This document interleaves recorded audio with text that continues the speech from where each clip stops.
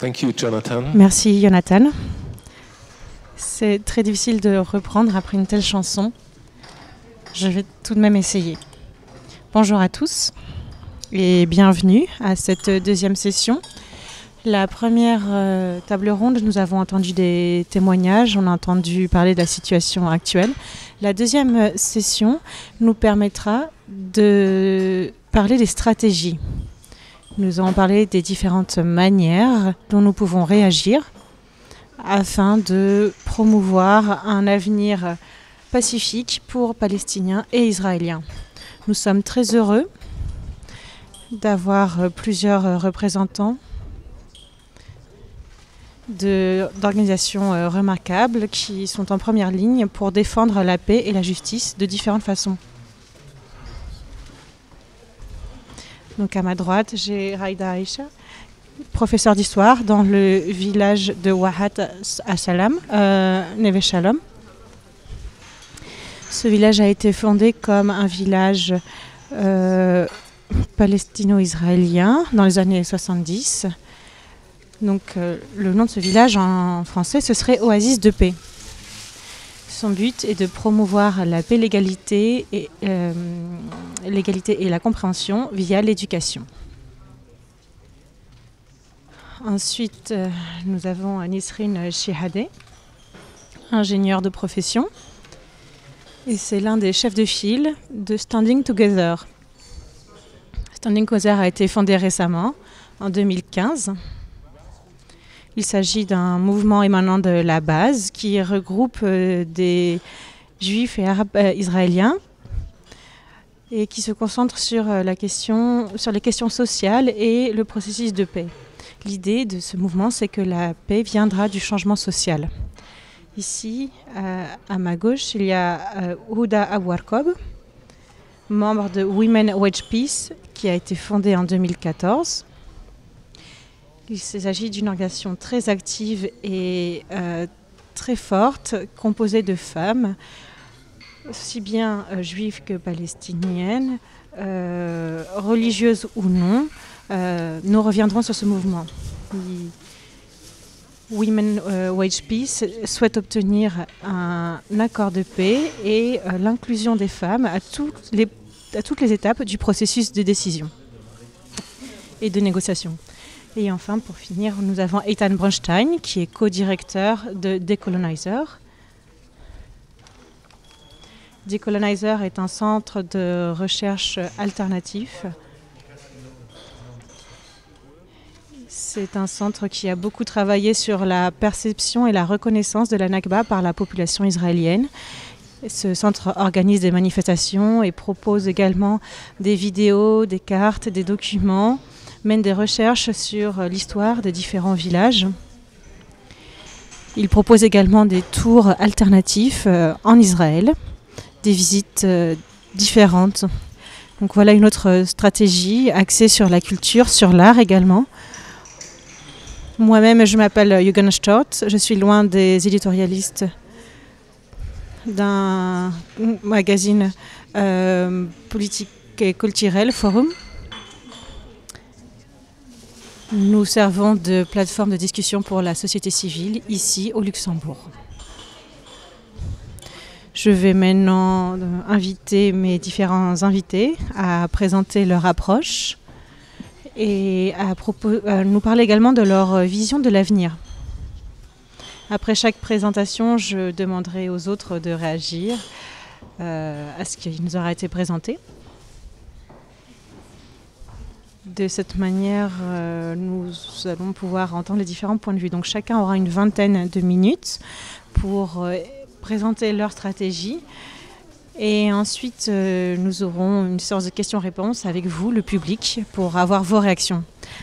Un point technique, il y a des interférences qui gênent un peu pour l'interprétation. Donc si vous pouvez, dans la mesure du possible, mettre vos téléphones en mode avion, cela aiderait, puisque c'est un peu fatigant d'avoir les interférences des téléphones sur le canal des micros. Merci.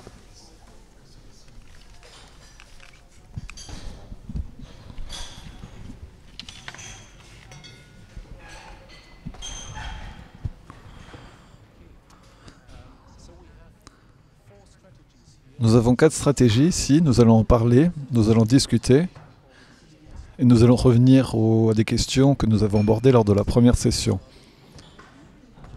Je vous suggère de commencer avec vous, Raïda. L'Oasis de la Paix, c'est un village. Vous travaillez comme enseignante. Votre approche, c'est l'éducative. Depuis 1970, où en êtes-vous aujourd'hui ? En 1970, j'étais encore une élève, j'étais jeune, très jeune. J'ai commencé à fréquenter le village quand j'étais une adolescente, à y vivre. J'ai découvert le village lorsque j'étais adolescente via un projet de rencontre entre des élèves de secondaire de villages arabes avec leurs collègues de villages juifs. Jusqu'à cet âge, 19 ans, jusqu'en 1984, je n'ai jamais rencontré un juif en face pour parler, pour interagir, pour échanger. Les juifs étaient pour moi le policier, le soldat, le docteur, le chauffeur de bus. Même bien qu'étant résidente de Nazareth, je n'ai pas besoin de docteur qui soit un juif. Nous avions tout à Nazareth, une communauté palestinienne avec la citoyenneté israélienne. Et encore, jusqu'à aujourd'hui, dans les villages arabes, dans les villages palestiniens d'Israël, les Arabes se débrouillent par eux-mêmes. Nous avons nos propres écoles, notre propre curriculum, nos élèves, tout est en arabe. Et nous sommes confrontés à l'hébreu lorsque nous allons à l'université. C'est généralement la première fois. J'étais en secondaire lorsque le professeur d'art, le professeur de musique, a fait un groupe, garçons et filles. Et il a tenté de nous apprendre le chant, l'hymne national, le son du jour de l'indépendance. Il nous disait que c'était pas un jour de l'indépendance, c'était une fête. Étant moi-même une réfugiée dans mon propre pays, j'ai refusé. J'ai dit, je ne vais pas chanter, je ne vais pas célébrer, car j'ai de la chance, car étant la fille de mon père, qui m'a appris énormément de choses. Mon père m'a éduqué politiquement d'une manière parfaite, je pense. Donc j'ai dit non. Le professeur était très en colère, car c'est une amie de mon père. J'ai dit à mes camarades, ne chantez pas. Ce n'est pas une fête pour nous. Nous sommes palestiniens, nous sommes arabes. Elle était furieuse. Elle a appelé le directeur. J'étais effrayé. J'ai sauté du toit. Je suis monté sur le toit de l'école maternelle et finalement mon père est dû venir le chercher. Et à partir de là, je suis devenue une activiste en tant qu'adolescente, étudiante à l'université et en tant que mère. Je ne voulais pas que ces choses-là arrivent à mes enfants. Lorsque vous êtes parent, énormément de choses changent. Quand vous êtes parent, vous voulez énormément de choses pour vos enfants. Une bonne éducation, je voulais qu'ils soient au courant de ce qu'ils sont.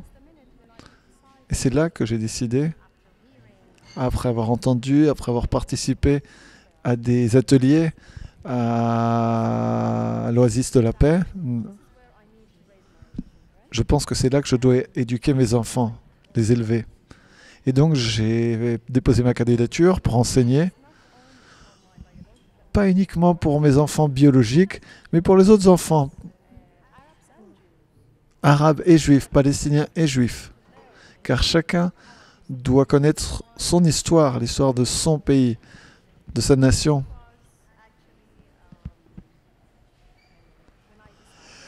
Et donc, lorsque j'ai décidé cela, heureusement mon partenaire était d'accord.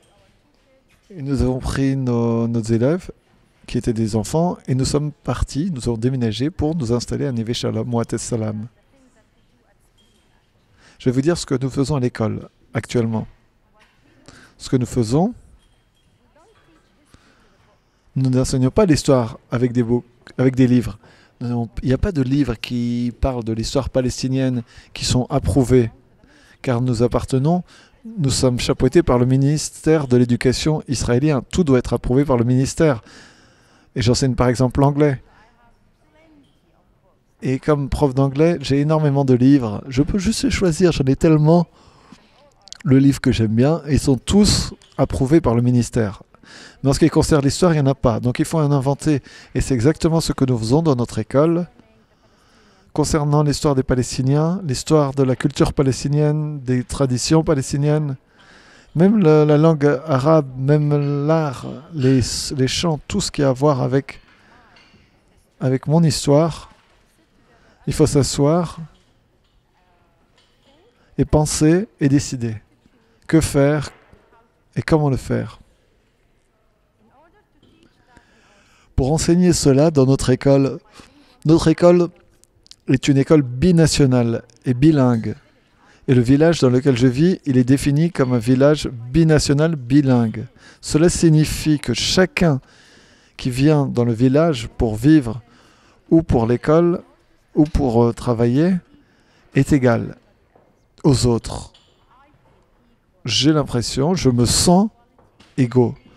Et cette égalité, le fait d'être moi-même dans mon identité, la palestinienne Raïda, sans avoir à cacher mon identité, ou à me métamorphoser, ou d'être hypocrite, comme souvent nous le faisons à l'extérieur, car même si nous sommes au XXIe siècle, et même si j'ai un passeport israélien et une carte d'identité israélienne, je suis tout de même une Palestinienne, je suis arabe, regardez, je suis arabe, ma couleur est arabe, mon accent, même quand je parle hébreu, est arabe.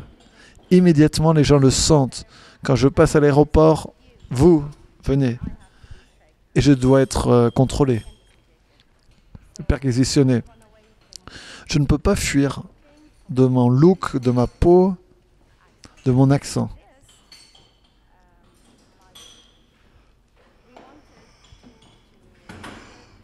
Nous voulons donner une meilleure vie à nos enfants, à la nouvelle génération. Une meilleure vie, ça commence avec avoir une prise de conscience, savoir qui vous êtes. Et d'être ignorant, ce n'est pas une solution. Cela ne nous mènera nulle part. On a l'impression d'être égaux, on vit l'égalité au quotidien.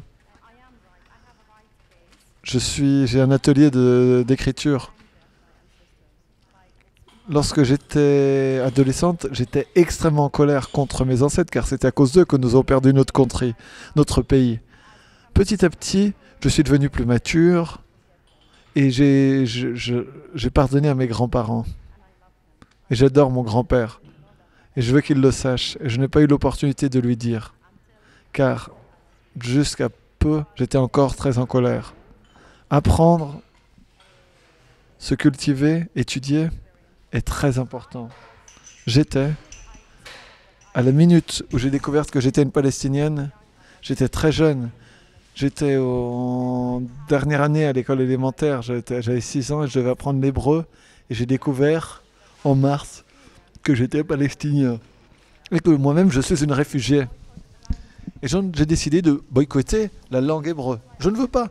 Je ne veux pas. C'est pour ça que j'ai étudié l'anglais à l'université. Pour pas avoir affaire avec l'hébreu. Mais j'ai découvert que cela était faux. Car pour être plus fort, la clé, c'est de savoir.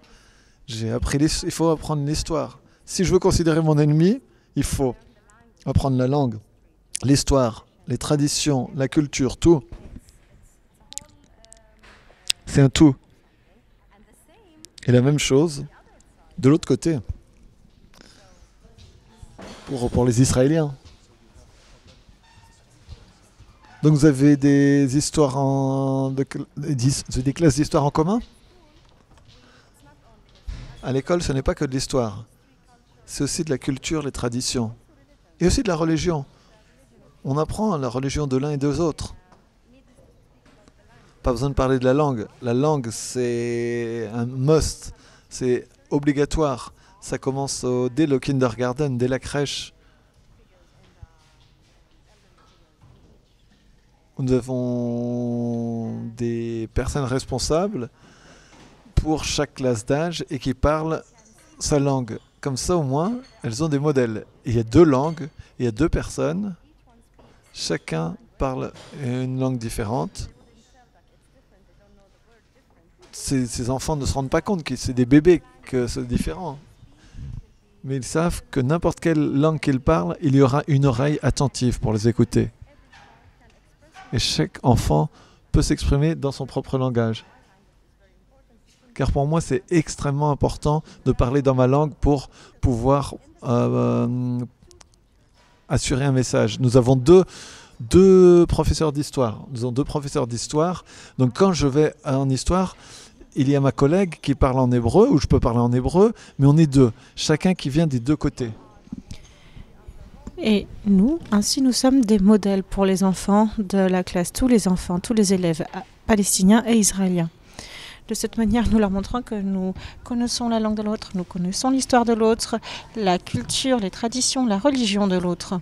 Et c'est ainsi qu'il devra naître. Nous devrions savoir, nous devrions apprendre et nous devrions être conscients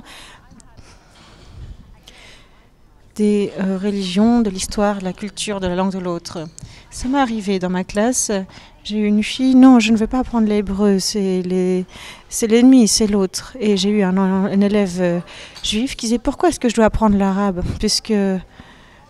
Pourquoi est-ce que je devrais apprendre le vôtre? C'est l'ennemi. Donc même dans votre village, les Palestiniens ou les Juifs sont pour l'autre appelés ennemis. Oui, en fait, seulement 10% de nos élèves viennent de notre village. 90% de nos élèves viennent des alentours, des autres villages et des villes alentours. Et donc, ils arrivent tous avec leur passé ou leur quotidien, ce qu'il y a chez eux. Et donc, même si certains arrivent chez nous dès la crèche, il y a des élèves qui arrivent plus tard dans la scolarité.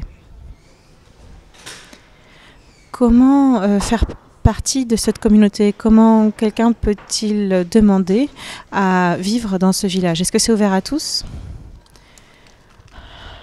En théorie, c'est ouvert aux gens qui vivent en Israël, qu'ils soient arabes, palestiniens ou juifs.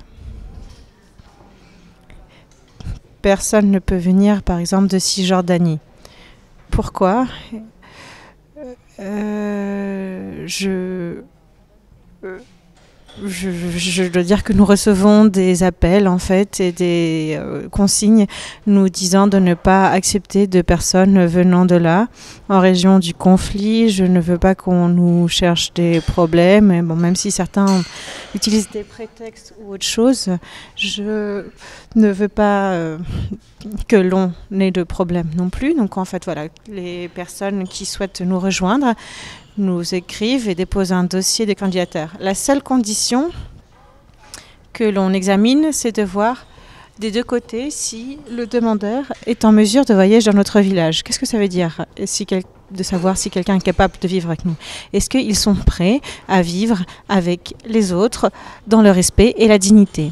Vivre ensemble, ça ne veut pas dire que je vais mettre mon identité de côté ou que je vais renoncer à mon identité. Selon moi, il s'agit plutôt de quelque chose qui nous permet de cristalliser ou de faire ressortir encore plus notre identité. Je dois dire, moi, depuis que je vis là-bas, je suis encore plus palestinienne qu'avant et c'est génial. Une dernière question avant de passer la parole à vos collègues. Combien de ces écoles existent en Israël? Combien y a-t-il de villages semblables en Israël? Est-ce un modèle pour d'autres? Je vais commencer avec la deuxième question. Il n'y a pas d'autre village, il n'y a que le nôtre. Pourquoi? Eh bien parce que nous n'avons pas demandé au gouvernement, au pays, la permission de nous mettre en place, de nous construire. On a reçu en fait une colline Une très belle colline qui nous a été donnée du monastère de Latroun. C'est notre voisin le plus proche. Le village n'est pas religieux, mais nos meilleurs amis, ce sont ces prêtres du monastère de Latroun et qui nous ont donné cette terre, cette très belle colline pour mettre en place ce village. Donc en fait, on ne dépend pas du gouvernement et on ne peut pas croître non plus. Le village ne peut pas croître au-delà de ce qu'on a déjà. Donc il n'y a pas d'autres villages ou villes en Israël qui nous aient suivis. Dans de grandes villes comme Haïfa, par exemple,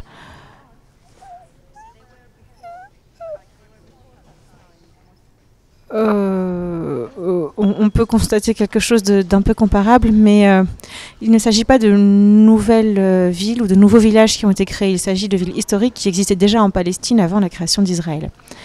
Dans notre école a été fondée et une vingtaine d'années après, une organisation a essayé d'ouvrir des écoles bilingues dans différents endroits.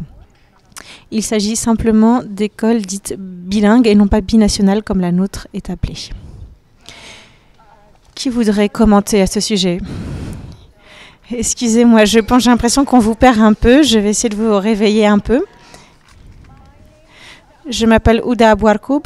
Je viens d'Hébron. Oui. Il s'agit d'une très belle ville. Et je ne veux pas du tout me poser en victime et éloigner peut-être cette image qui peut être liée à ma ville. Je suis très heureuse d'être ici et je voudrais que nous ayons cette conversation avec nos collègues. Ce serait génial que vous puissiez vous joindre à nous. Nous ne voulons pas vous perdre au cours de notre conversation puisque ce n'est pas si fréquent pour nous de pouvoir vous rencontrer. Donc restez bien avec nous. Avant de commencer, je voudrais dire qu'en tant que Palestinienne qui vit en Cisjordanie et qui doit donc passer par de nombreux contrôles de sécurité, je ne peux en aucune façon soutenir la campagne qui commence par un B. Vous voyez ici, j'ai un document qui me permet de voyager. J'en suis très fière, très heureuse. Je peux obtenir des visas pour me rendre dans le monde entier, sauf dans le monde arabe en fait, dans les pays du monde arabe. Bon, c'est assez intéressant. Les Palestiniens ne sont pas vraiment très bien accueillis par les autres peuples arabes. Je dirais même que certains nous détestent. Donc première indication. Donc une autre demande, essayez de poser des questions à l'ensemble du panel. Je sais que Eitan attire beaucoup l'attention en général, mais il est aussi féministe, donc il sera très heureux que des questions soient adressées directement aux femmes du panel. Je pense que cette disposition de la salle n'est pas très intimiste, c'est pas très simple. Un cercle serait plus facile pour engager la conversation, mais on va essayer quand même d'établir une vraie conversation dans cette salle. Une autre chose, c'est que je ne veux pas sombrer dans le pessimisme quand on parle des analyses de la situation en Palestine et Israël. Je voudrais insister sur la résilience de longue date des êtres humains que sont les Palestiniens. On pourrait écrire beaucoup de livres sur la façon dont les Palestiniens ont survécu à tout ce qui s'est passé en Palestine et en Israël. Et nous gardons l'espoir. Ce n'est pas quelque chose d'acquis. Ce n'est pas si simple. Nous, les Palestiniens, on sait toujours rire, on peut organiser des mariages fantastiques, on peut manger très bien et nous sommes très résilients.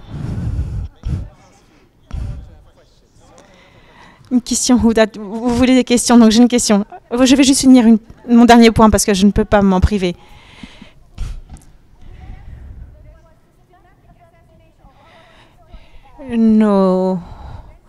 Notre identité, historiquement, a toujours été assassinée, mais nous sommes toujours ici. Donc vous voyez à quel point nous sommes résilients.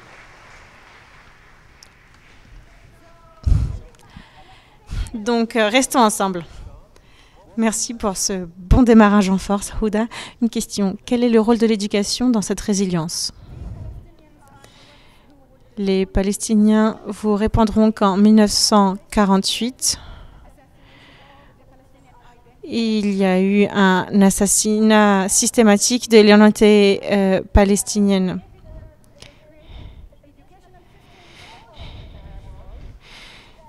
Et la première réponse à la Nakba a été l'éducation, l'éducation et l'éducation. Dans le monde entier, des systèmes éducatifs arabes ont été mis en place. L'éducation est donc la clé et incontournable. Nesrine, votre réaction sur le modèle de oasis de paix que nous a présenté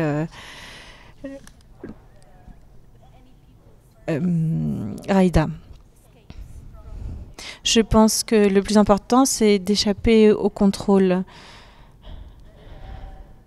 Ce qui est très intéressant, c'est donc, oui, cette tentative de résister aux tentatives de les détruire, de démolir cette volonté. Je pense que le gouvernement israélien est très inquiet de l'éducation des Palestiniens.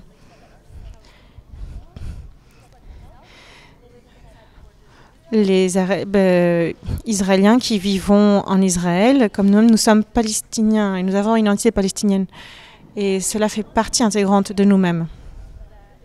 Je crois que le gouvernement israélien a vraiment très peur de cela et essaye de cacher cette réalité, de nous monter les uns contre les autres, de nous redéfinir. Mais nous n'allons pas les laisser faire. Un exemple très simple. Ces derniers mois, à Haïfa, c'est ma ville natale, enfin c'est là où j'habite aujourd'hui. Donc à Haïfa, il y a eu une présentation de livres. Des femmes palestiniennes ont rapporté des livres du monde entier pour organiser une petite vente en ville. C'était un très bel événement. Il y avait également des livres en arabe venant de différents pays qui sont venus via Beyrouth ou qui venaient d'autres pays arabes. Mais ces livres ont été arrêtés à la frontière. Les soldats n'ont pas permis à ces livres d'être importés. Et donc, il y a des centaines de livres bloqués à la frontière. L'armée n'a pas voulu qu'ils rentrent sur le territoire. Presque aucun livre écrit en arabe n'est autorisé en Israël. Pourquoi? En raison de la peur qu'inspire cette identité palestinienne. Mais nous n'allons pas renoncer. Nous n'allons pas abandonner et nous continuons à lutter. Merci.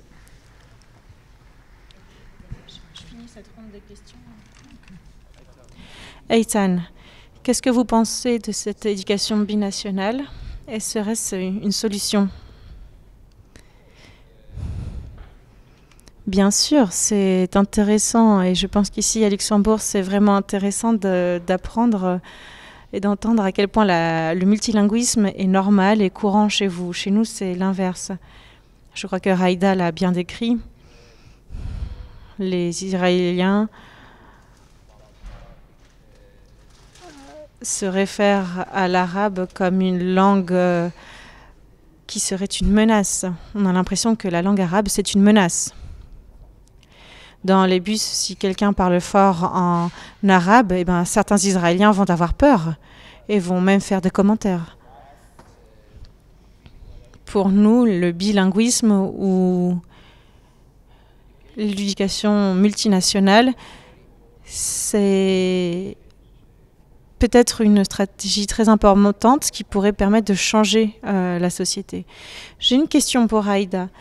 De ce que vous avez décrit, vous avez présenté des situations dans votre école qui laissent penser que c'est équilibré.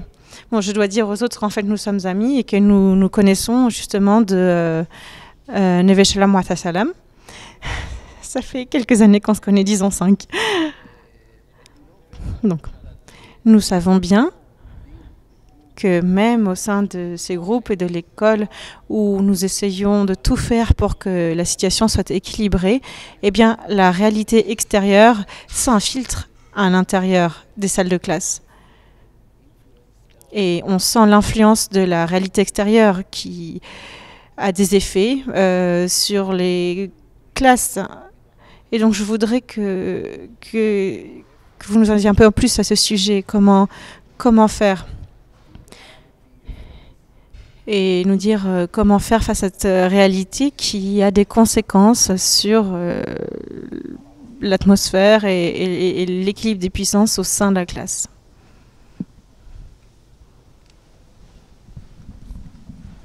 N'oublions pas que nous parlons d'enfants.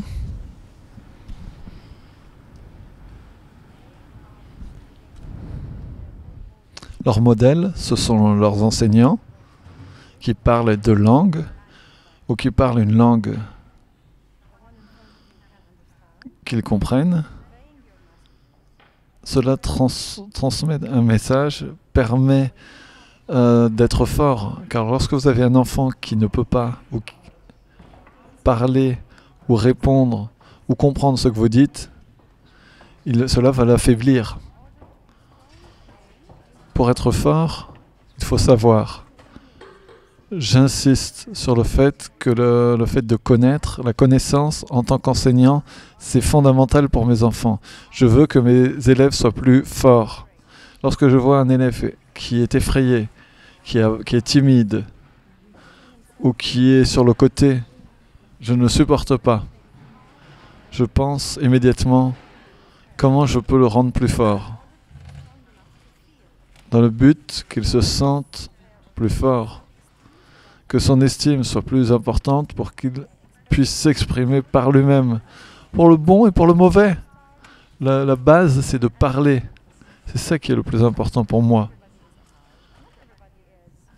Non, tout le monde, les gens sont tous différents.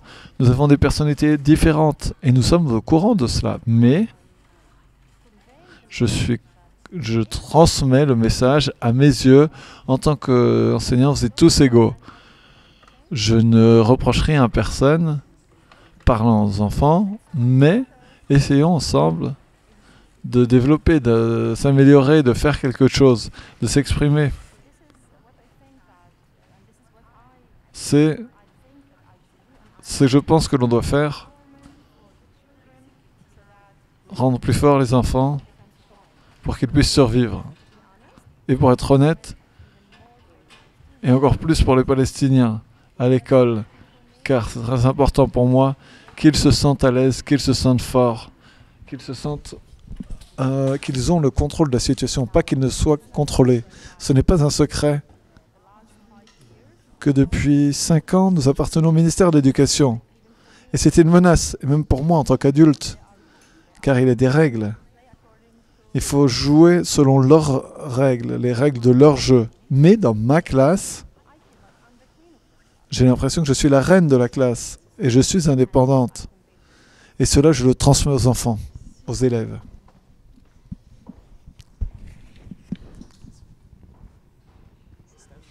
Nisrine, s'asseoir ensemble, qu'est-ce que votre approche? Standing together. Bonsoir à tous, mon nom est Nisrine, je suis d'Haïfa. Je représente l'association Être Ensemble. Je voudrais remercier le comité et Martine pour m'avoir invité ici, de nous avoir et d'avoir cette discussion très importante. Je voudrais remercier le public d'être présent.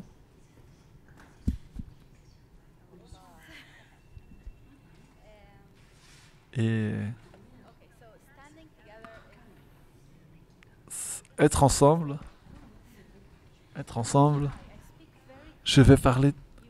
D'habitude, je parle très vite, mais aujourd'hui, je vais faire un effort particulier si je parle trop vite.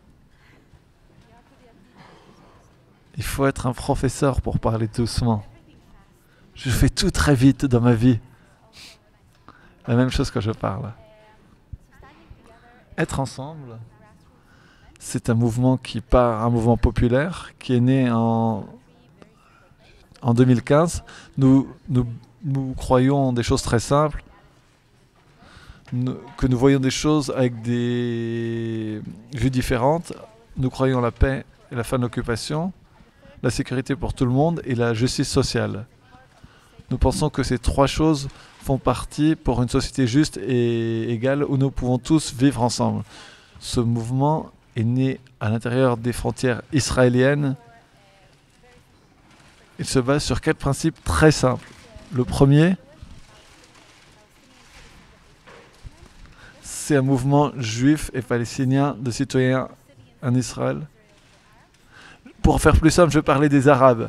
J'aime pas le dire ça. Je vais parler d'Arabes plutôt que de citoyens palestiniens d'Israël, sinon c'est trop long. C'est un mouvement qui vise à rassembler ensemble et à diviser la stratégie du gouvernement.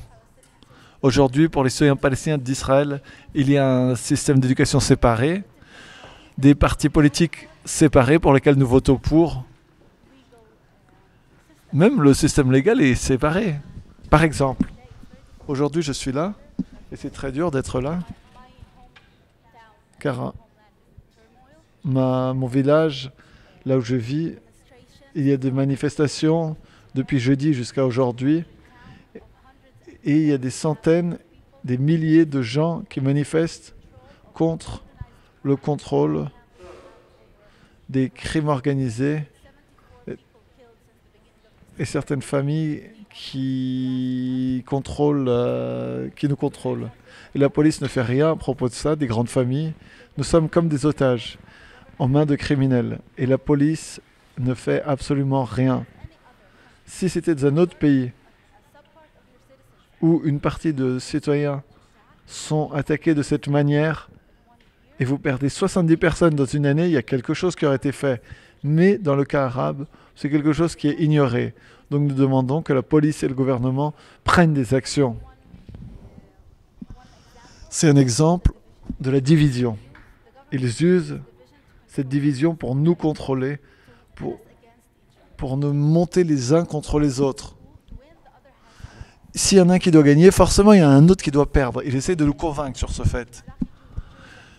De convaincre que les Juifs qui sont venus des pays arabes, que les Palestiniens sont leurs ennemis, que nous avons besoin d'être les uns contre les autres. Nous avons des exemples, et si j'ai du temps, je vais essayer de les détailler, comment nous pouvons travailler ensemble contre le gouvernement qui nous attaque tous finalement.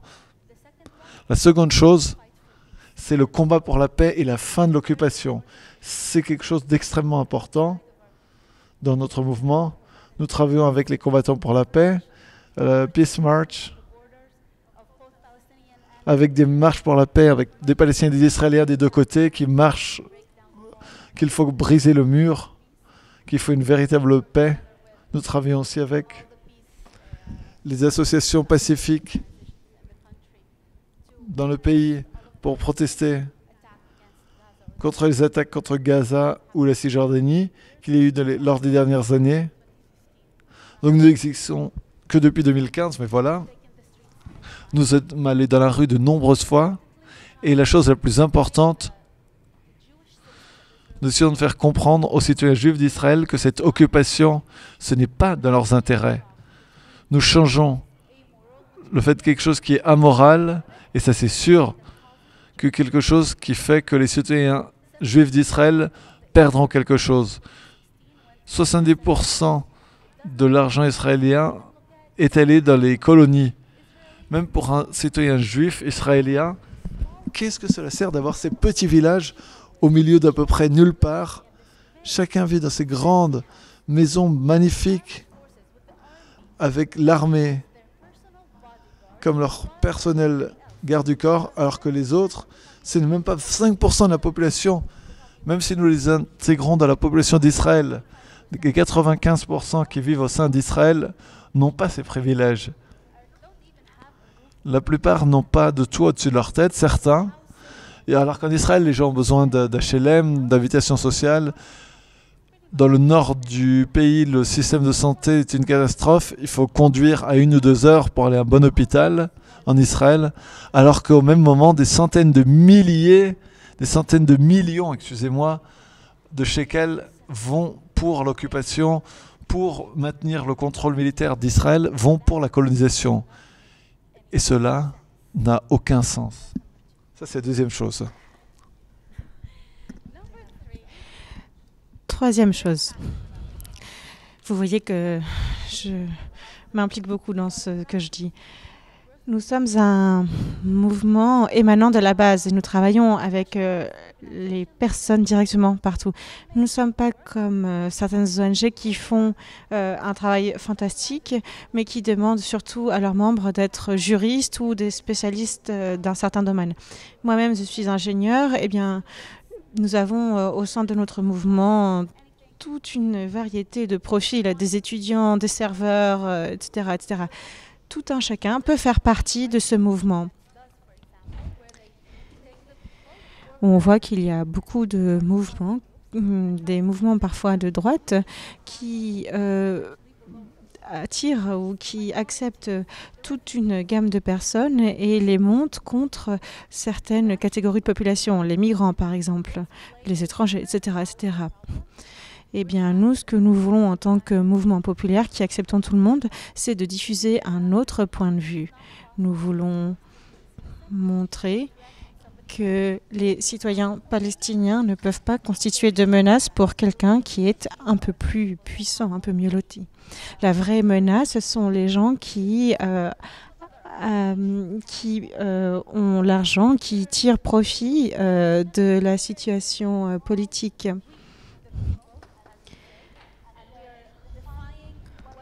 Nous sommes la population et nous voulons montrer ce que la population veut. Nous constituons la majorité et nous voulons démontrer que cette occupation nous nuit à tous, que nous soyons palestiniens ou juifs israéliens. Et ceux qui bénéficient de l'occupation, c'est ceux qui sont très riches, ce sont les colons, ce sont les fabricants d'armes et ceux qui en retirent un gain financier et politique. Tous les autres, nous pâtissons de l'occupation. Enfin, autre point, j'ai bientôt fini. Nous sommes un mouvement pour l'égalité et la justice sociale. Nous voyons que beaucoup de groupes marginalisés souffrent aujourd'hui. Un grand pourcentage des personnes handicapées en Israël vivent en dessous du seuil de pauvreté. Il en va de même pour les personnes âgées. Certains doivent choisir entre acheter leurs médicaments ou acheter à manger et n'ont pas les moyens d'arriver en fin de mois. Beaucoup de personnes ne sont pas couvertes par le système de sécurité sociale ou de soins. Eh bien, c'est vraiment quelque chose également contre lequel nous devons lutter afin d'améliorer la vie de la population.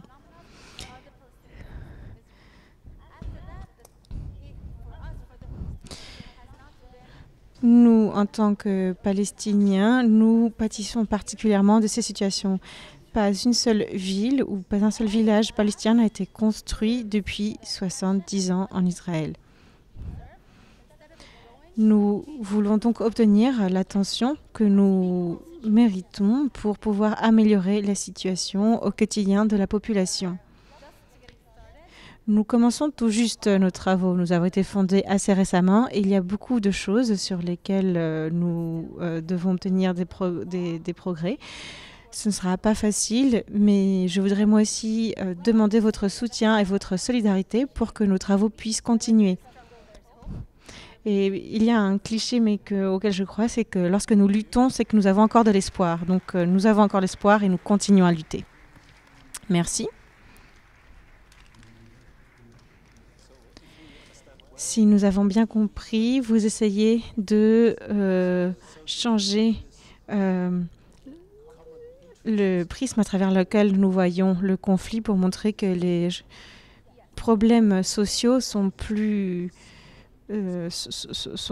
importants finalement. C'est une lutte plus importante que les oppositions. Non, en fait, vraiment, ce qu'on veut montrer, c'est que le gouvernement vous ment. Cette occupation, il vous la présente quelque chose de nécessaire pour maintenir la sécurité, mais ce n'est pas vrai. C'est un mensonge. La sécurité, ce n'est pas seulement la sécurité qui est garantie au niveau des frontières. Il y a aussi la sécurité physique et l'intégrité physique. Vous avez besoin d'un système de soins, vous avez besoin de pouvoir manger et de pouvoir être éduqué dans de bonnes conditions. C'est cela qui va garantir votre sécurité. Or, tout l'argent qui est alloué à l'occupation, c'est autant d'argent qui ne va pas dans ces différents services indispensables au bien-être et à la sécurité de la population.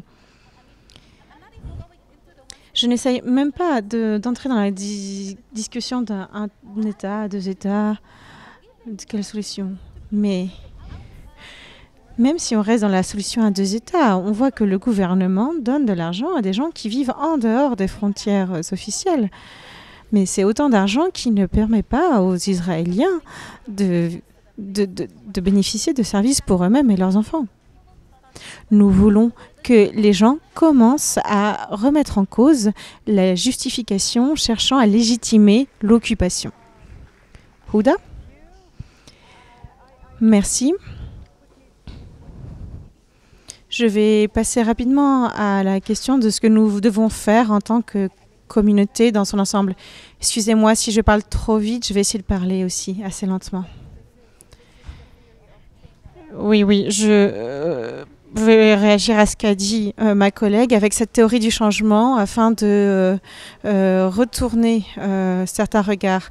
Quand ils disent que les Palestiniens ne sont pas des partenaires pour faire la paix, c'est quelque chose que nous devons changer comme regard.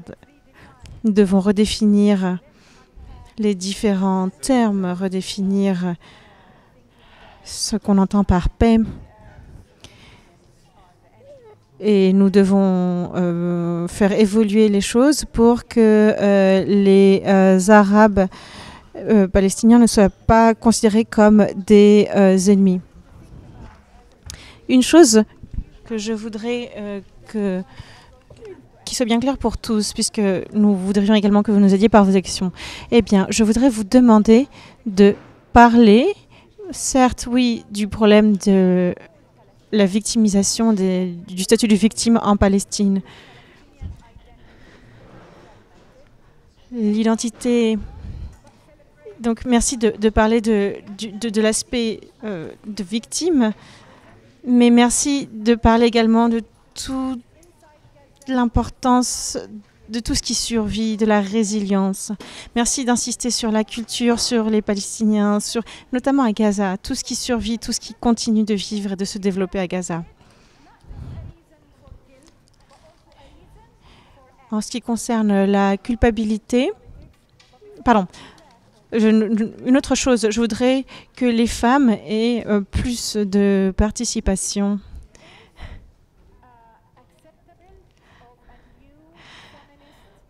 Il faut qu'un nouveau leadership féministe et inclusif soit en place. Nous ne voulons pas de nouvelles Thatchers. Nous voulons des femmes telles que la première ministre en Nouvelle-Zélande, voire dans une certaine mesure l'équivalent de Justin Trudeau au Canada, tout en gardant une certaine critique. Un point sur l'antisémitisme. Il s'agit d'une forme de bigoterie et de discrimination, mais ce n'est pas la seule. Il faut être conscient de toutes les discriminations et lutter contre toutes les discriminations dans leur ensemble. Ici, en Europe, c'est le cas. Vous vivez dans des démocraties. Eh bien, utilisez le fait de vivre dans une démocratie. Incitez vos représentants à parler de démocratie et de lutte contre les discriminations. Demandez-leur de penser que la prochaine fois qu'ils se présenteront à des élections, il faudra qu'ils répondent à vos questions. Donc demandez-leur de bien repenser à cette question de l'antisémitisme et de cette distorsion de la définition de l'antisémitisme. Si vous me posez la question, que pouvons-nous faire pour vous aider?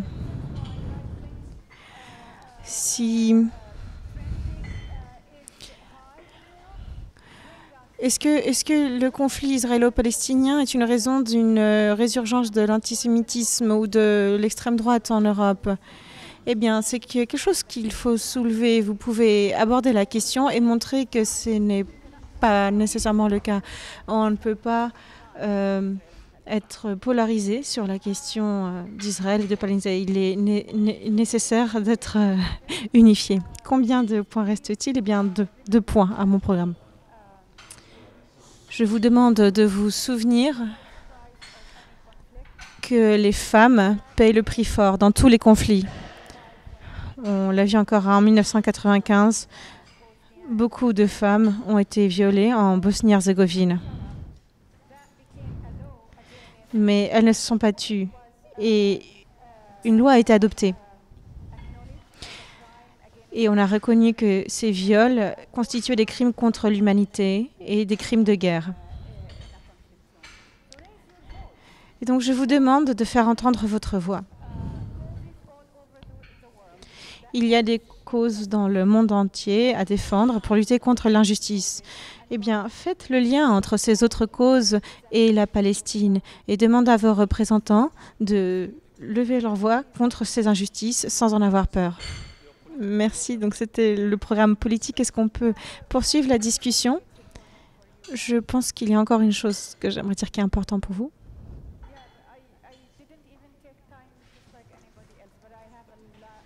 Je n'ai pas encore pris autant de temps que les autres, c'est juste que je parle très fort.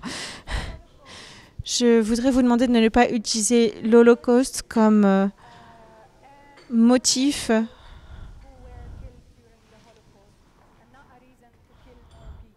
pour pas tuer d'autres personnes. Certes, nous devons honorer la mémoire de toutes les victimes de l'Holocauste, mais l'Holocauste n'est pas une raison pour aujourd'hui tuer d'autres personnes.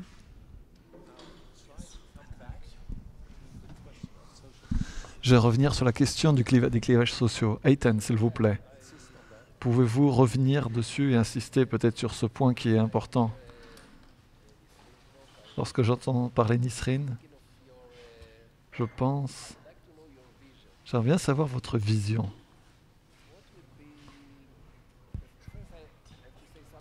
Je dois déjà dire quelque chose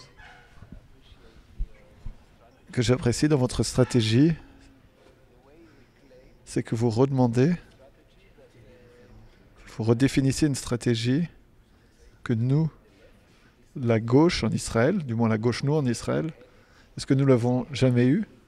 Mais si nous l'avons eue, nous l'avons complètement perdue. Avec les gens, avec la base, au nom du socialisme. Parler au nom du socialisme en Israël, waouh! Donc... c'est très intéressant et je suis intéressé de savoir des succès. Qu'est-ce que ça va changer dans les luttes locales? Mais au-delà de cela, j'aimerais savoir votre vision. Vous, si vous êtes dans la lutte, quelle sera? Après que vous avez remporté et maintenant que vous êtes au pouvoir, vous formez le gouvernement, je ne sais pas de quel État. Je suis sérieux, je suis très sérieux. Quelle est votre vision, Nisrin? Car vous travaillez en Israël. La vision est israélienne? Dans une démocratie, dans la démocratie et le socialisme en Israël? Si je regarde au-delà, on ne sait pas, mais c'est regarder dans le futur. Pour répondre à votre question, je regarde aux origines. Je ne le dis pas, je ne nomme pas. Je ne dis pas Israël ni Israël. Pour moi, c'est quelque chose, un détail, c'est insignifiant. Je regarde à propos d'une région qui vit avec la justice pour toute sa population, où les gens ont une vie décente, où ils sont libres.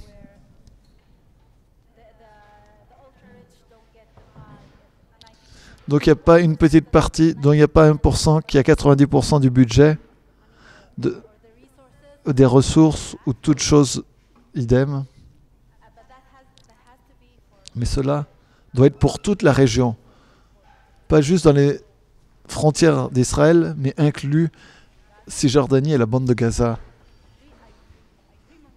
Et je rêve d'un futur où nos leaders politiques ils viendront vers nous et rendre des comptes par rapport à ce qu'ils font. Car aujourd'hui, nous n'avons pas des leaders, nous n'avons plus de leaders. Je suis contente qu'un leader a émergé, que quelqu'un ait émergé, qui a reçu des mauvaises critiques. Mais cela montre le désir des gens que nous allons avoir un mot à dire dans ce jeu politique. Mais malheureusement, en termes de solutions politiques, je parle du conflit, de l'occupation. Je ne pense que nous n'avons pas de... Les différentes solutions ne nous Aucune solution ne nous satisfait entièrement. Je pense que nous devons trouver d'une nouvelle solution. Nous pourrons parler de cela, mais il faut des solutions beaucoup plus créatives. Mais ça, c'est mon opinion personnelle. Mon association, les membres peuvent avoir d'autres vues, mais moi je pense qu'il n'y a pas de solution claire par rapport au conflit. Et il faut des solutions créatives. Est-ce que tu veux répondre à la question des clivages sociaux? Je n'ai pas de question. J'espère que cela fonctionnera, car on le voit, nous ne sommes pas égaux. Lorsque, dans la vie réelle, on le voit, il n'y a pas d'égalité. Tout est dicté par au-dessus, par le gouvernement, par la loi. Les choses doivent être changées à ce niveau-là. Je ne sais pas si un mouvement social, seul, sans parti politique derrière lui, est-ce qu'il peut changer quelque chose. Ce qui change, c'est au Parlement que l'on peut changer les choses, au sein du Parlement israélien, au sein de la Knesset. Mais nous, en tant que Palestiniens, je ne sais pas sur quoi je peux me baser là-dessus. Alors je vais vous répondre.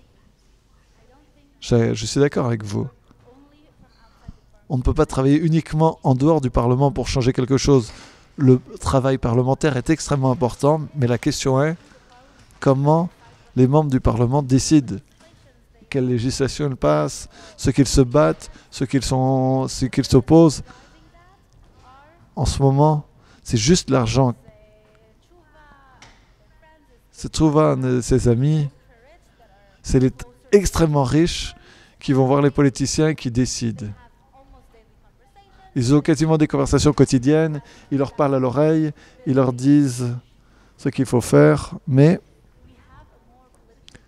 si nous avons une société plus politique, avec des gens qui se révoltent contre ce qui arrive maintenant et qui demandent à leurs politiciens ce qui est bon pour eux, par exemple, ouvrir un nouveau hôpital au nord plutôt que d'aller des heures sur la route, ouvrir une école dans le sud, dans le Negev, construire des maisons pour les Bédouins, reconnaître leur village. Nous sommes 1,6 million.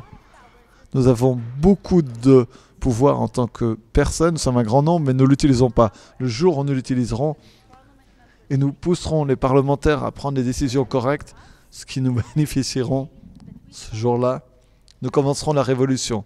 Et cette révolution doit venir.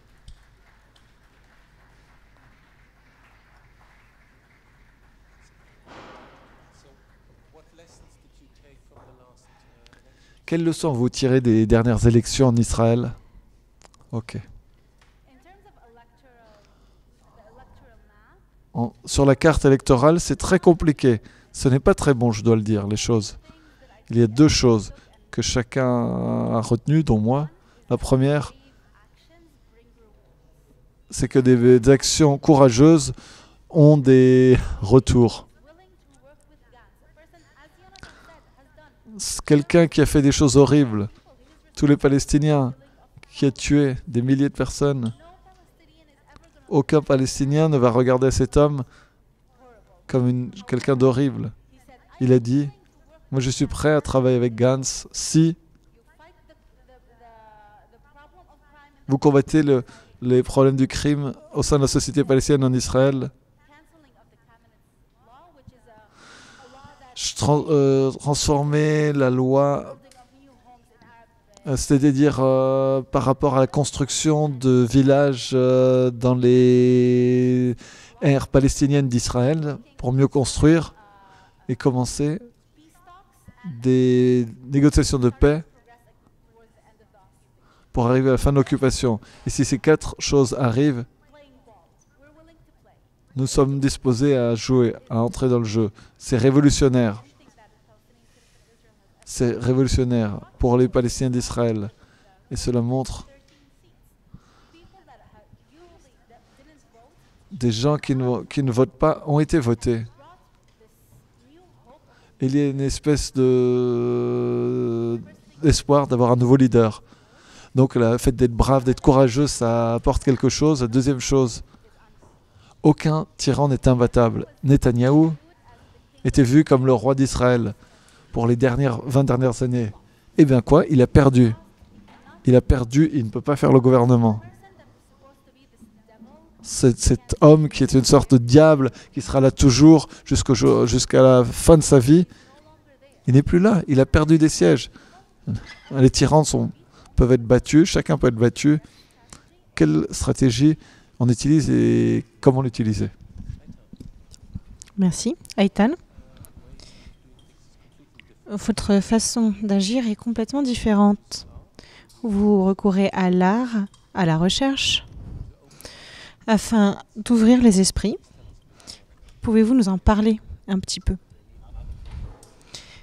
Oui, je vais devoir demander à Martine de m'aider pour pouvoir vous montrer quelque chose. Je vais commencer peut-être avant ça.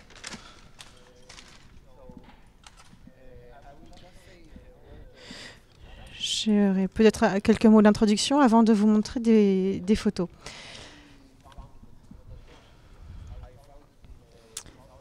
En 2001, j'ai créé une organisation en Israël appelée Zohot. Je sais que beaucoup en avaient entendu parler. Zohot en hébreu, ça veut dire « elles se souviennent ». Et nous avons travaillé au sein de la société israélienne afin de faire connaître la Nakba, c'est-à-dire le déplacement de la plupart des Palestiniens qui ont dû fuir leur maison en 1948 et n'ont pas pu y revenir.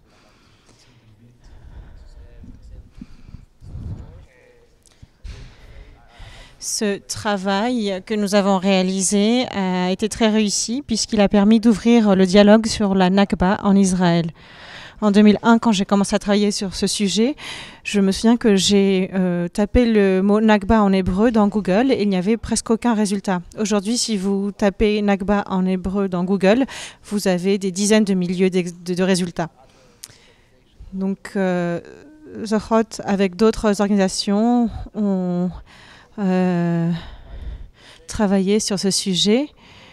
Et cela a poussé le gouvernement d'ailleurs à approuver quelques années plus tard la loi sur la Nakba pour interdire toute commémoration de la Nakba. Et bien, cela a aussi contribué à faire parler du sujet en fait. Et aujourd'hui, la Nakba est bien plus connue qu'auparavant en Israël. Bien sûr, il y a encore beaucoup à faire, notamment au sujet du droit au retour, qui est encore peu évoqué en Israël. Or, le droit au retour des réfugiés palestiniens est une condition essentielle pour toute cohabitation en paix dans notre pays. Jusqu'en 2015, j'ai travaillé donc à Zohot. Et en 2015, avec ma compagne, Eleonore Merza-Bronstein, j'ai fondé une autre organisation, Decolonizer. Nous essayons chez Decolonizer d'étudier la situation et de montrer la nature coloniale du régime israélien. Pour nous, il n'y a pas de conflit israélo-palestinien. Il s'agit en fait d'un mouvement colonial qui occupe et qui implante des colonies dans la Palestine historique depuis une centaine d'années et qui a poussé de nombreux Palestiniens hors de chez eux afin d'y installer un État réservé aux Juifs qui sont les seuls citoyens de plein droit en Israël. Et tel est en fait vraiment le fondement du régime israélien. Ensemble avec Eleonore, nous avons écrit ce livre qui a été traduit en français et qui illustre donc nos efforts pour que la Nakba soit connue des Israéliens. Nous avons également étudié d'autres aspects de la situation coloniale, à savoir l'occupation du plateau du Golan en 1969 et d'autres aspects de la réalité coloniale. Ce que je voudrais vous montrer aujourd'hui, c'est un projet que nous avons achevé il y a quelques semaines seulement dans le sud d'Israël. En fait, c'est un endroit qui est très proche de la bande de Gaza. Il y a un village qui s'appelle Al-Maïn. Peut-être que certains d'entre vous le connaissent et connaissent Samana Boussita. Eh bien, ce chercheur palestinien est né dans ce village. Il a été chassé d'Al-Maïn quand il avait 11 ans. Et voici là sur l'écran la dernière maison qui subsiste dans le village. Et il y a un kibbutz, Niroz, qui a fait de cette dernière maison d'Al-Maïn une galerie d'art. Donc la dernière maison de ce village qui restait a été transformée en une galerie d'art. Et il y a 3 ans, j'ai contacté le directeur de cette galerie d'art et je lui ai suggéré de faire venir l'histoire d'Al-Maïn dans la galerie. Il a été très ouvert à cette suggestion. Ensuite, il était moins heureux avec l'évolution du projet et le résultat obtenu. Mais effectivement, cela a fait un peu scandale. La galerie a fait les titres de nombreux journaux. Mais bon, d'un autre côté, il était content que l'attention soit là. Donc, notre projet visait 2 objectifs principaux. Les 2 sont importants pour Décolonisateur. La première, c'était de ramener l'histoire d'Al-Maïn aux colons qui vivent là. Quand je parle des colons, eh bien, je m'inclus dans le groupe. Moi-même, je suis un colon à Tel Aviv et les gens qui vivent à Niroz sont des colons qui vivent à Niroz. Autrefois, Al-Maïn.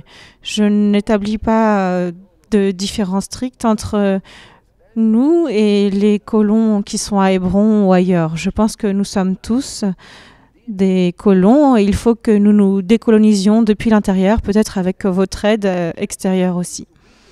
Donc, un des objectifs, c'était donc de ramener cette histoire d'Al-Maïn sur le lieu où se trouvait le village. Notre projet visait également à transcender les frontières, ou en tout cas à remettre en question les frontières coloniales établies par les Israéliens entre Gaza et Israël. Vous savez tous qu'il s'agit d'une frontière très étanche. Gaza est complètement enfermée. Et les gens à Niroz peuvent se sentir très loin de Gaza alors qu'en réalité, ils ne sont qu'à 3 km. Ici, vous voyez une photo de l'ouverture. La galerie s'appelle White House Gallery, donc Galerie Maison Blanche. Ici, vous voyez des personnes du kibbutz. Il y a 4 kibbutz, en fait, sur le territoire d'Al-Maïn. Et ces personnes, c'est la première fois lors de cette inauguration qu'ils entendaient parler de l'histoire d'Al-Maïn.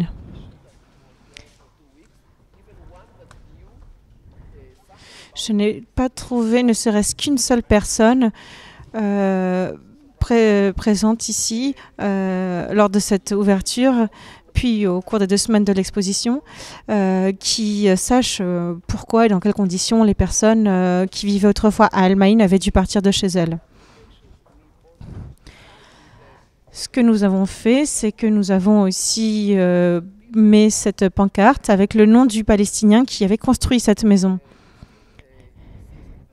Et certaines personnes du kibbutz, bien qu'elles aient lu cette information qui reliait donc la maison à la personne qui l'avait construite, et si on leur a présenté également le petit-fils de ce constructeur, eh bien beaucoup de personnes du kibbutz insistaient et affirmaient que c'était les Britanniques qui avaient construit cette maison. Ils niaient vraiment cette réalité et disaient que cette maison avait été construite par les Britanniques.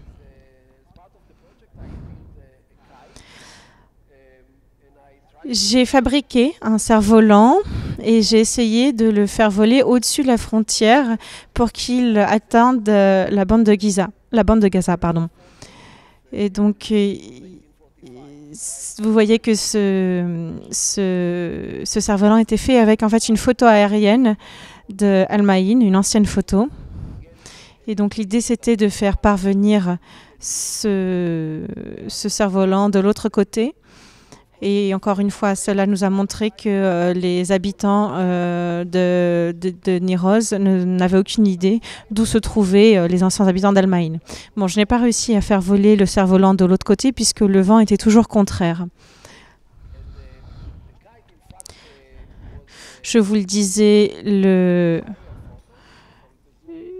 cerf-volant était fait avec une photo du plan. Donc, vous voyez ici un gros plan. Et on voyait donc des marques qui ont été tracées sur ce plan. En fait, on a localisé le petit-fils du constructeur de la maison et ils ont dessiné au crayon les maisons qui existaient autrefois à Al-Main. Ensuite, donc, cette photo aérienne est revenue au sein de la galerie et elle a été exposée. Vous le voyez à gauche, là, derrière les visiteurs. J'ai fait une vidéo aussi avec mon projet de performance et de cerf-volant. Ici à gauche, vous voyez un de mes amis, un journaliste palestinien qui a rencontré Abou Ala, à savoir le petit-fils du constructeur de la maison où se trouve aujourd'hui la galerie d'art. Ils ont travaillé pendant des heures et des heures pour obtenir l'histoire de Al-Main. Et on les voit ici regarder le territoire d'Al-Main de l'autre côté de la frontière. Ces photos faisaient partie de l'exposition et elles montrent plusieurs tentatives de traverser la frontière. L'idée, c'était de faire entrer dans l'exposition également la bande de Gaza qui est juste à 3 km. Ici, on voit les lumières de Rosa qui se trouvent donc dans la bande de Gaza et donc juste à 3 km de la galerie d'art. Tout semble pourtant si loin et complètement déconnecté des Israéliens qui vivent là. Il n'y a aucun contact entre les uns et les autres. Voici une image que j'aime bien aussi. Cet homme s'appelle Solo. C'était l'un des premiers habitants du kibbutz de Nérim. Et il pensait jusqu'à l'exposition qu'il n'y avait jamais eu vraiment de village palestinien ici. Et ça a été le premier visiteur de notre exposition. Et vous le voyez ici en train de regarder la photo d'un réfugié né à Al-Main. Nous avons mis en place dans l'exposition une table où les visiteurs pouvaient rédiger des messages pour les réfugiés venant d'Al-Main. Je pensais que nous n'aurions peut-être aucun message, mais en fait on en a eu plusieurs et j'étais très heureux de voir que des gens ont écrit ces messages. Ici j'ai traduit en anglais un de ces messages qui a été rédigé. Et voici ce qui est dit. Ce que j'ai vu ici aujourd'hui a été très touchant et douloureux. Alors que je vis ici depuis plus de 35 ans, je sens qu'il est nécessaire de revenir sur la terre, de faire revivre sur ce territoire les émotions du passé, la culture et les traditions de vous qui y habitiez. La terre n'est pas une brique, la terre c'est la valeur, ce sont ses racines, c'est l'amour vers un endroit. Et on ne peut pas laisser de place aux expulsions. Je suis de tout cœur avec vous. Efrat Katz de Niroz. Donc voici ces messages qui ont été rédigés destinés aux réfugiés d'Al-Main. Cela montre que quand on apporte ces histoires et qu'on montre ces histoires aux Israéliens de façon directe et simple, eh bien, certains sont ouverts et sont prêts à les entendre, à apprendre quelque chose de nouveau, quelque chose de parfois révolutionnaire pour eux, puisqu'ils n'avaient vraiment jamais entendu parler de l'histoire des personnes qui vivaient à El Naïm auparavant, avant eux. Juste un dernier commentaire. Le titre qui avait été choisi pour ma présentation ici, c'est « Reconnaître l'autre ». Et je voudrais dire quelque chose à ce sujet. Je pense qu'apprendre l'histoire de Al-Main, ce n'est pas seulement reconnaître l'autre. L'histoire de Al-Main, c'est ma propre histoire à moi aussi. Si je décide de vivre sur ce territoire, non pas en tant que colon ni en tant qu'occupant, eh bien, je dois apprendre l'histoire de cet endroit. L'histoire d'Al-Main doit faire partie de mon histoire. Même si je suis un colon européen qui vient et je dois apprendre de l'endroit où je choisis de vivre. Il est important de savoir quelle est l'histoire de ces personnes, de ces populations. Pour moi, reconnaître l'autre, en fait, c'est me connaître moi-même, connaître ma propre histoire. cette dame, Efraz, qui a écrit le message que je vous ai lu, je pense qu'elle s'est découverte elle-même en découvrant l'histoire d'Al-Maïn. Le régime colonisateur israélien essaye d'ériger l'autre en tant qu'ennemi, invente l'autre comme en le posant justement dans son altérité,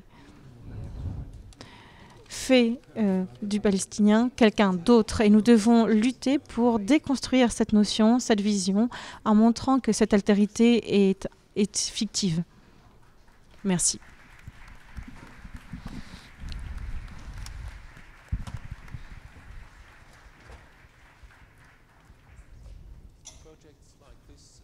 Des projets comme cela permettent de réveiller les consciences, d'éveiller les consciences. Ce n'est pas ce que les médias font.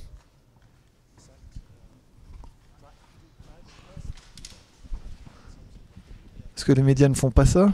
Ne devraient pas faire cela? Comment les médias... Quel est le scénario des médias en Israël? À propos des médias, je peux dire quelque chose d'intéressant, si vous me permettez. Une chose que j'ai apprise ces dernières années, et je dois dire que je suis complètement en désaccord avec mes collègues et amis de la gauche en Israël, même ceux qui ne sont pas sionistes, qui généralement boycottent les médias israéliens. Moi, je ne les boycotte pas. J'essaie de chercher des moyens de publier dans les médias de droite. Et je dois dire, j'espère que Gideon ne va pas entendre cela, que dans Haaretz, c'est plus difficile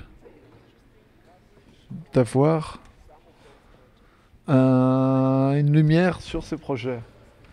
C'est trop sophistiqué, c'est compliqué, ils se critiquent, ils sont vus comme de gauche, et donc, alors que dans les médias de droite, je trouve parfois plus d'ouverture sur ces idées, car ils tentent de montrer ces histoires comme celles de l'ennemi. Et ils nous donnent la parole. Et d'ailleurs, dans ce cas, cela marchait de manière parfaite. Même si le journaliste a fait une certaine manipulation, mais je peux le partager, vous le montrer. J'ai écrit que ce genre de projet, c'est avec la participation de réfugiés de l'endroit que vous avez vu. Ils ont participé. Ils ont travaillé avec nous. Ils savaient quel était le projet. Donc ces gens de droite, de Makorishon, de ce journal, il a appelé ces anciens, ces gens que vous avez vus sur les photos, il leur a dit, vous savez, il va y avoir une exposition avec des réfugiés d'Al-Maïn, et ils vont venir. Et ils vont participer. Ils reviennent. Quoi? Ils reviennent? Il n'y avait personne. C'est un projet du BDS. Ils sont devenus fous. Et donc, la tête du consulat régional, il était sûr que quelqu'un allait venir avec ses histoires. Et il est devenu fou. Il a appelé le directeur de la galerie d'art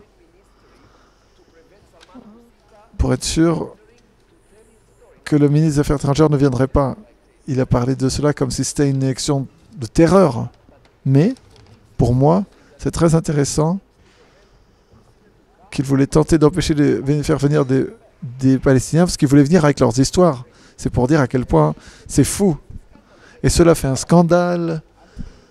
Et après, d'autres médias se sont emparés de l'affaire. Mais je ne pense pas que les médias en Israël ne font assez sur ces questions. Parfois, ils le font. Parfois, il y a des articles très intéressants.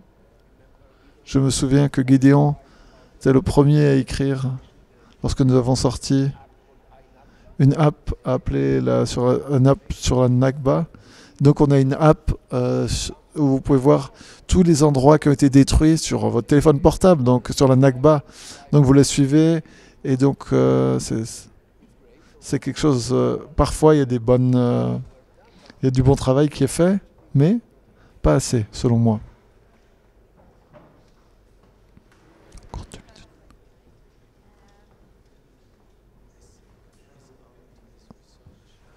Est-ce que cette recherche, c'est une manière de débloquer, de s'ouvrir, d'ouvrir la discussion? Oui, je pense qu'en histoire, nous avons vu de nombreuses fois que l'art ouvrait les gens. Et ça permet de se questionner, de savoir ce qu'on pensait. Ce qu'on pensait n'est pas vraiment ce qui arrive et ça nous fait réfléchir. Et ce que j'ai vraiment aimé dans ce projet, c'est que ça engage les communautés locales. Ce n'est pas uniquement les galeries d'art et les villes où les gens vivent. Non, ça a engagé les gens, ça leur a permis de réfléchir, de s'exprimer. Je suis sûr qu'il y a des choses négatives, comme toujours, il y en a toujours. Mais, je suis sûr que tout cela, il y a eu plus de choses positives d'un point de vue émotionnel que négatives. Maintenant, je pense comment on peut utiliser cette expérience magnifique et la dupliquer et de le faire autre part.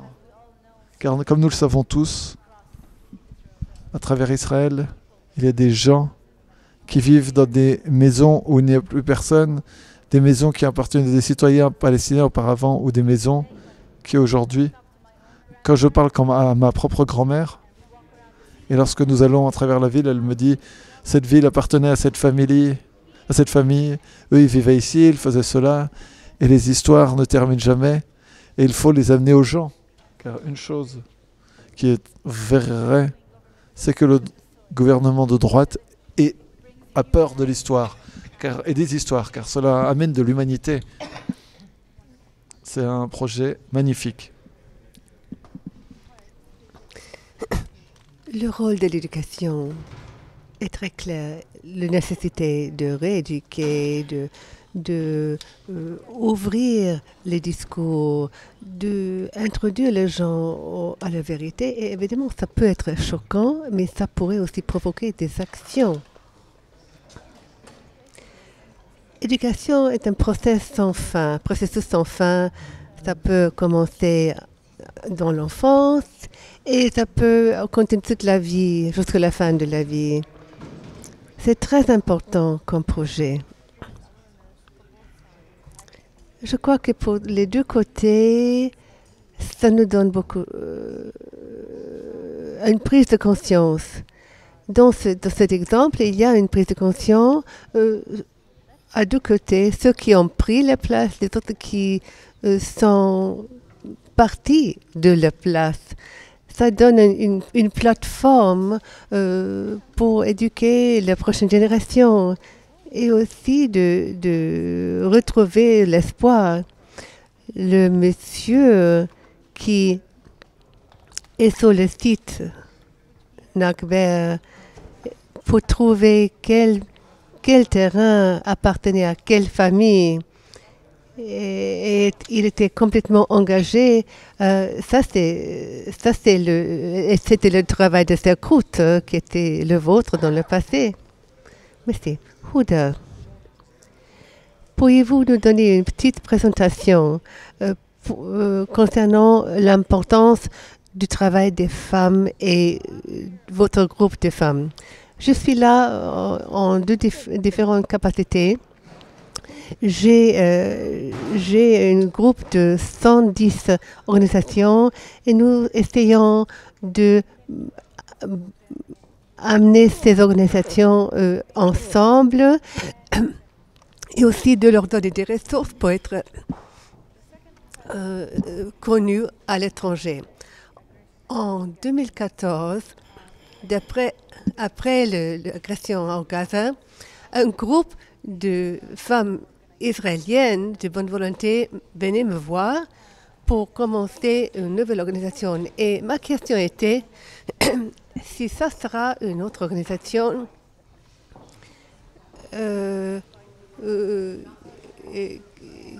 qui essayerait de traiter les Palestiniens comme victimes c'est ça la question. Et probablement c'est comme ça. Et je dis merci, mais on n'a pas besoin de ça. Les Palestiniens doivent comprendre qu'est-ce qui se passe en Israël et pourquoi nous payons le prix pour la division de la société en Israël, de ce militarisme, de cette extrême de vue. Comment est-ce qu'on peut faire ça? Discutons sur ça. Et si le déesse avait le courage dans le Coran d'interpeller Satan, on devrait être capable de changer les discussions, le discours. On a aussi changé les stéréotypes dans le sens que la plupart des organisations sont financées par des groupes juifs. Nous avons créé des groupes palestiniens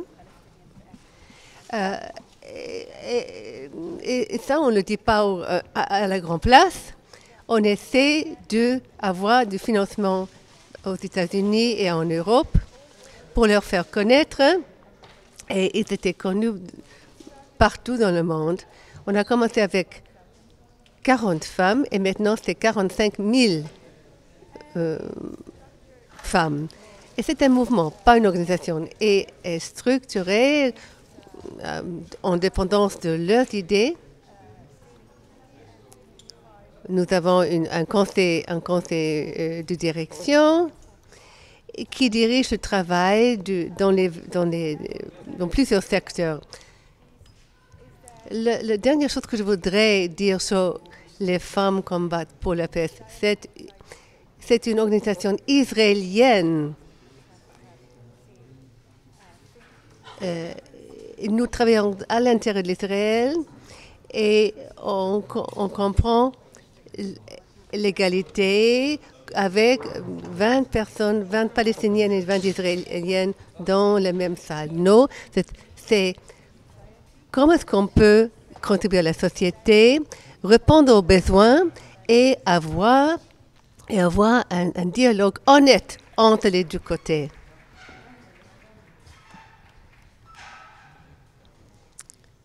Est-ce que vous pouvez nous donner un exemple de vos actions? Comment est-ce que ça opère en réalité? Alors, nous avons fait trois mouvements de proteste où on fait une marche, une démonstration dans les rues avec palestiniennes et israéliennes. Ce n'est pas organisé et fondé seulement par des juifs. Il y a d'autres minorités, les chrétiennes, les palestiniennes et autres groupes minoritaires qui existent aussi dans la société d'Israël, dans la communauté.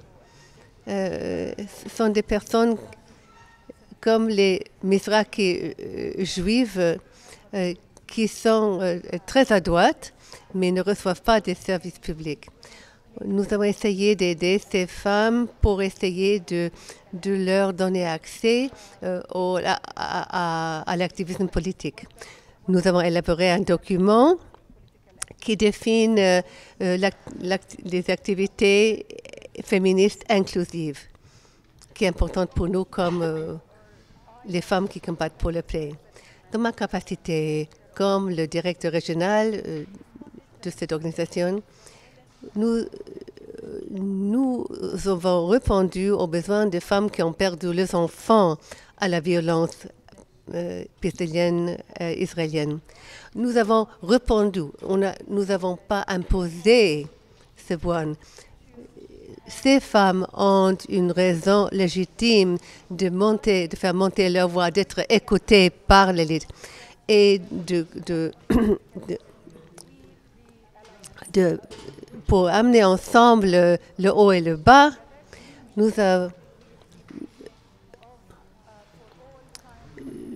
faisons beaucoup de travail pour des agences et des organisations internationales comme l'ONU par exemple.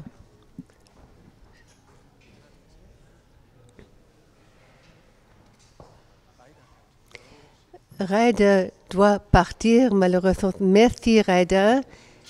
Elle doit prendre un avion parce que demain, elle travaillera comme enseignante.